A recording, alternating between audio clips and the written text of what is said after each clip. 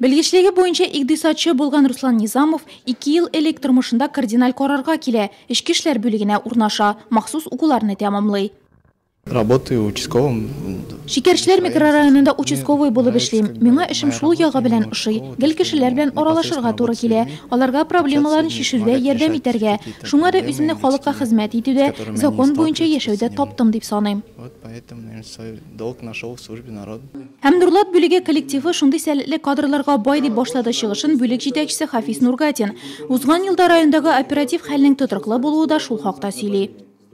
За отчетный период сотрудникам отдела рассмотрены более 6000 заявлений и сообщений, зарегистрирована дежурная часть, 218 письменных обращений от граждан и организаций, поступивших в канцелярию, предоставлены более 15 тысяч государственных услуг гражданам, обратившимся в подразделение штаба ГИБДД и по отделу по вопросам миграции.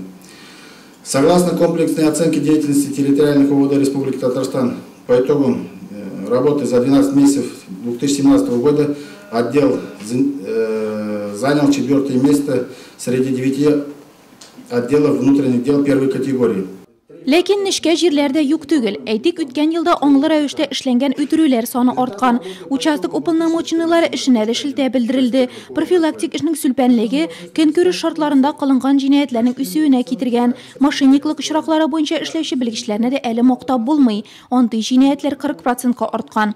Ә менә экстремистлык һәм террорчылык характерындагы җинаятьләрнең булмавы һәм балиг булмаганнар белән эшләүдәге уңай динамика куандыра. Можно сказать, ситуация стабильна, рабочая. Есть во всех сферах вроде как бы совместными усилиями органов исполнительной власти, МВД, отдела полиции по району. Максимально стараемся достигать, чтобы эффективность безопасности улучшалась и профилактика, работая по линии профилактики, эффективность увеличивалась. Будем поддерживать, насколько это возможно. Но я бы хотел, чтобы у нас были результаты. Йомгаклау җыелышында Нурлат районы прокуроры, тикшерү бүлеге җитәкчесе һәм суд рәисе дә хокук саклаучылар эшенә карата үз бәясен бирде. Чара азагында лаеклы хезмәткәрләргә район башлыгы һәм Татарстан Республикасы Эчке эшләр министрлыгы мактау кәгазьләре тапшырылды. Берничә хезмәткәрнең званияләре үзгәрде. Алар арасында бүгеннән полиция лейтенанты исемен йөртәчәк Руслан Низамов та бар.